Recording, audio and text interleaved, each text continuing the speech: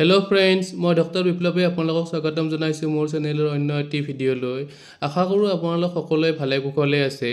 আপোনালোকে বাৰু মোৰ ভিডিঅ'বোৰ চাই কেনে পাইছে মোক কমেন্ট কৰি জনাব। আজিৰ ভিডিঅ'টোত মই এনে এবিধ সমস্যাৰ বিষয়ে কথা পাতিম যিটো সমস্যা অতি জৰুৰীকালীন আৰু স্বাস্থ্যগতভাৱে অতি গুৰুত্বপূৰ্ণ।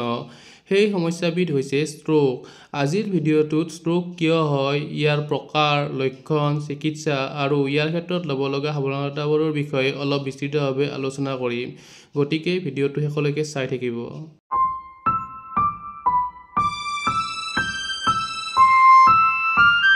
ষ্ট্ৰোক হৈছে এটা জৰুৰী চিকিৎসাগত অৱস্থা যি মগজুৰ কোনো অংশলৈ ৰক্তপ্ৰবাহ বন্ধ হোৱা বা ৰক্তনলী ফাটি যোৱাৰ ফলত হয়। ষ্ট্ৰোকৰ ফলত মগজুৰ কোষবোৰ অক্সিজেনহীন হৈ পৰে আৰু কিছু মিনিটৰ ভিতৰত এই কোষবোৰ মৰি যাব পাৰে, যাৰ ফলত ৰোগীৰ শাৰীৰিক অক্ষমতা বা মৃত্যু পৰ্যন্ত হ'ব পাৰে। বিশ্ব স্বাস্থ্য সংস্থা (WHOৰ মতে ষ্ট্ৰোক হৈছে বিশ্বৰ ৩য় নম্বৰ মৃত্যুৰ কাৰণ। সময়মতে চিকিৎসা নকৰিলে ইয়াৰ ফলত স্থায়ী পক্ষাঘাত, পেৰালাইচিছ বা বাকশক্তি হেৰুৱাই পেলাব পাৰে। এতিয়া কথা পাতিম ষ্ট্ৰোকৰ প্ৰকাৰৰ বিষয়ে।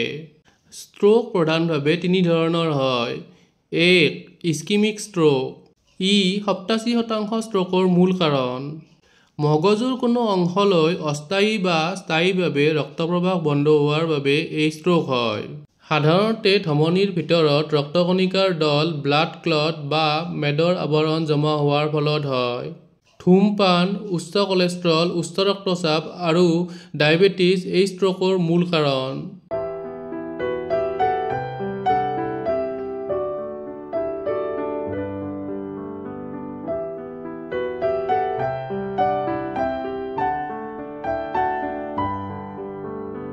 দুই.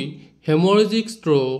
ই মগজুৰ ৰক্তনলী ফাটি যোৱাৰ ফলত হয়। সাধাৰণতে উচ্চ ৰক্তচাপ, হাই ব্লাড প্ৰেছাৰ, জন্মগত ৰক্তনলীৰ অস্বাভাৱিক গঠন, এনিউৰিজিম বা ট্ৰমাৰ ফলত এই ষ্ট্ৰোক হয়।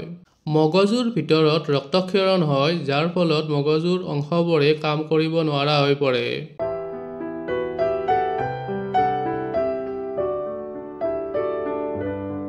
৩. ট্ৰান্স ইস্কিমিক এটেক বা TIA। ইয়াক মিনি ষ্ট্ৰোক বুলিও জনা যায়। TIA হ'ল ইস্কিমিক ষ্ট্ৰোকৰ অস্থায়ী ৰূপ, যি কিছু মিনিটৰ পৰা কিছু ঘণ্টা থাকি পুনৰ স্বাভাৱিক হয়। মগজুৰ কোনো অংশলৈ অস্থায়ীভাৱে ৰক্তপ্ৰবাহ বন্ধ হোৱাৰ ফলত এই ষ্ট্ৰোক হয়।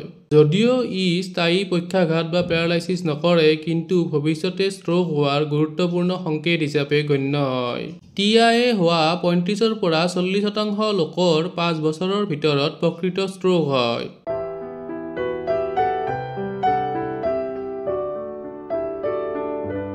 ইয়াৰ পিছত কথা পাতিম ষ্ট্ৰোকৰ লক্ষণসমূহৰ বিষয়ে।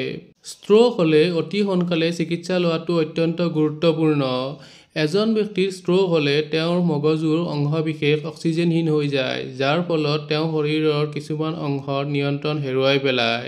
ফাষ্ট নিয়ম: ষ্ট্ৰোক চিনাক্ত কৰাৰ সহজ উপায়। F for face drooping. ইয়াত মুখৰ একাংশ ঢিলা হৈ পৰে আৰু সাহতে মুখখন বেঁকা হৈ যায়। A for arm weakness. এখন হাত বা ভৰি দুৰ্বল হৈ পৰে আৰু দাঙি ধৰি ৰাখিব নোৱাৰে। S for speech difficulty. কথা ক'বলৈ অসুবিধা হয় আৰু বাকশক্তি স্পষ্ট নাথাকে। T for time to call emergency. যদি এই লক্ষণবোৰ দেখা যায় তেন্তে তৎক্ষণাত চিকিৎসালয়লৈ লৈ যাব লাগে। এতিয়া অলপ কথা পাতিম ষ্ট্ৰোকৰ অন্যান্য লক্ষণসমূহৰ বিষয়ে। আকস্মিক চকুৰ দৃষ্টি কম হোৱা বা দুটাকৈ দেখা।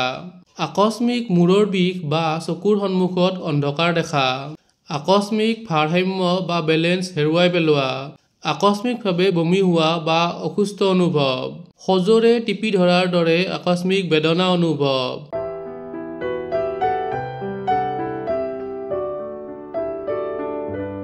যদি কোনো ব্যক্তিত এই লক্ষণবোৰ দেখা যায় তেন্তে গোল্ডেন আৱাৰ অৰ্থাৎ প্ৰথম ৩ৰ পৰা ৪ ঘণ্টাৰ ভিতৰত চিকিৎসা লোৱাটো অত্যন্ত গুৰুত্বপূৰ্ণ। ইয়াৰ পিছত কথা পাতিম ষ্ট্ৰোকৰ চিকিৎসাৰ বিষয়ে। ষ্ট্ৰোকৰ চিকিৎসা তাৰ ধৰণ অনুসৰি কৰা হয় আৰু চিকিৎসা যিমান সোনকালে আৰম্ভ কৰা হয় সিমানেই ভাল ফলাফল পোৱা যায়। ১. ইস্কিমিক ষ্ট্ৰোকৰ চিকিৎসা। Thrombolytic therapy. TPA tissue plasminogen এক্টিভেটৰ।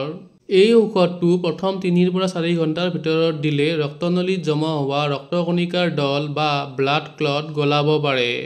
এনজিঅপ্লাষ্টি আৰু ষ্টেণ্টিং ব্লক হোৱা ধমনী খোলাৰ বাবে ক্ষুদ্ৰ টিউব বা ষ্টেণ্ট সুমুৱাই ধমনীবোৰ পুনৰ সঠিকভাৱে কাম কৰিব পৰা কৰা হয়।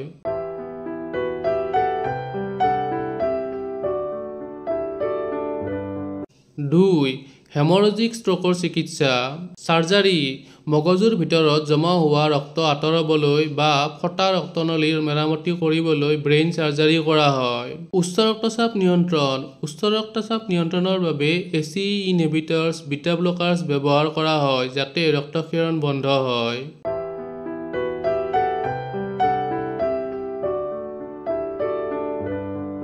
3.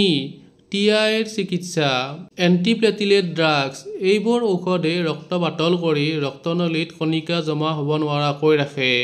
জীৱনশৈলীৰ পৰিৱৰ্তন বা লাইফষ্টাইল মডিফিকেশ্যন টিআইৰ পৰা ৰক্ষা পাবলৈ সঠিক আহাৰ গ্ৰহণ ধূমপান এৰা আৰু ব্যায়াম অত্যন্ত গুৰুত্বপূৰ্ণ।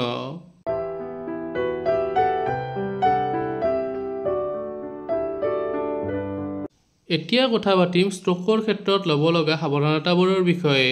ষ্ট্ৰোকৰ সম্ভাৱনা কমাবলৈ এইবোৰ সাৱধানতা মানি চলিব লাগে। 1.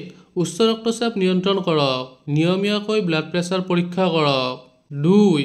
সঠিক আহাৰ গ্ৰহণ কৰক মেদযুক্ত অধিক লৱণযুক্ত আৰু প্ৰচুৰ চেনি থকা খাদ্য কমাই খাওক। 3. ধূমপান আৰু মদ্যপান এৰাই চলক ই ৰক্তনলীত সমস্যাৰ সৃষ্টি কৰে। 4. ওজন নিয়ন্ত্ৰণত ৰাখক অতিৰিক্ত ওজন হ'লে ৰক্তনলীত চাপ পৰে। 5. চিন্তা আৰু উদ্বেগ কমাওক মানসিক চাপ থাকিলে হাই ব্লাড প্ৰেছাৰ বৃদ্ধি পায়। 6. নিয়মীয়াকৈ ব্যায়াম কৰক দৈনিক 30 পৰা 45 মিনিট ব্যায়াম কৰিলে ষ্ট্ৰোকৰ আশংকা কমে। 7. চিকিৎসকৰ পৰামৰ্শ লওক যদি ডায়েবেটিছ উচ্চ ৰক্তচাপ বা হৃদযন্ত্ৰৰ ৰোগ থাকে তেন্তে নিয়মীয়াকৈ স্বাস্থ্য পৰীক্ষা কৰাটো অতি জৰুৰী লগতে প্ৰয়োজন হ'লে চিকিৎসকৰ পৰামৰ্শ লোৱাটো আৱশ্যক।